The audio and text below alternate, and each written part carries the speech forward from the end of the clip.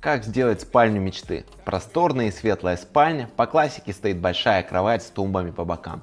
Для шкафа уже нет места, так не пойдет. Убираем и меняем двери, дешевый ламинат снимаем с пола и кладем светлую итальянскую плитку. Клеим красивые обои в цветочек на стену. Да ладно, шучу, это прошлый век. Оставляем светлые стены. В стене делаем шкаф, зонируем его разными полками для одежды и аксессуаров. Ставим прозрачные двери купе, чтобы шкаф легко открывался и визуально комната казалась еще просторнее. Украшаем стену различным декором в лучших китайских традициях. Вместо тумбы делаем пенал в стене и розетки для гаджетов. На подоконнике устанавливаем место для игр в комп, а слева столик с косметикой для жены.